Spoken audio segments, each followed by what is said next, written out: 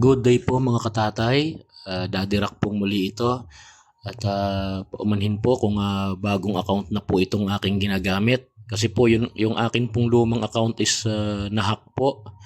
At sad to say na may mga naperwisyo pong tao yung mga hacker na nagnakaw ng aking previous account.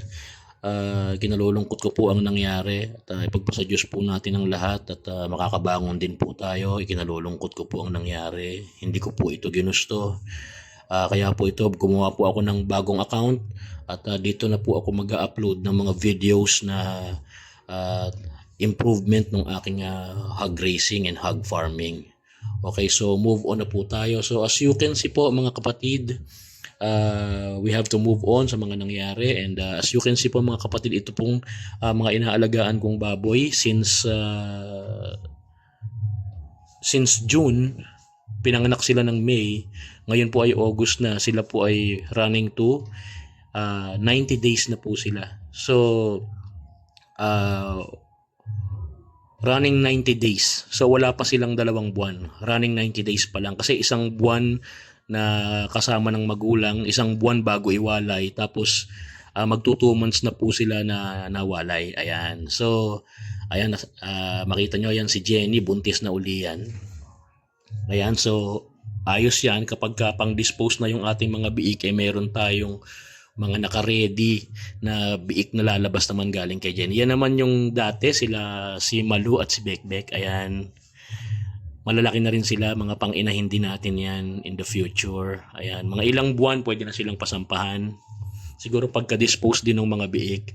So hindi mo talaga mamamalayan yung panahon, marami na rin nangyari. And syempre medyo struggle tayo sa feeds, pero sa awa ng Panginoon mayroon tayong naka-deal dito na willing na mag-supply sa atin ng feeds at mabayaran na lang siya pagka-dispose ng mga baboy. Shout out kay Ate Roslyn Davela. Salamat po sa tiwala ninyo. At kapag dispose po nitong baboy, mag-uusap tayo kaagad. So ayan po, going 2 months na po yung mga baboy na yan. Napakabilis, napakalalakas kumain, napakaliliksi. Awa ng Diyos, wala naman pong senyales ng ASF dito sa aming lugar. So hindi pa po, wala po kami noon, at wag naman po sana. Pero I heard magkakaroon yata ng vaccine by next month. Hindi ko lang alam kung magiging mabilis yung distribution. Parang na-share yata ron sa isang group page ko na sinalihan about hog racing na magkakaroon na raw ng vaccine. So hintayin po natin yun. Malaking bagay po yun sa mga farmers.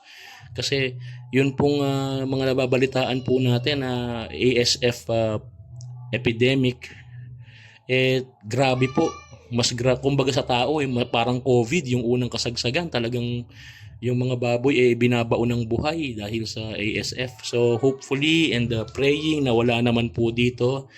So as you can see, masisigla yung ating mga baboy, and nakabakod po yan. Wala akong basta-bastang makakapasok dito sa aming piggery, sa aming small piggery.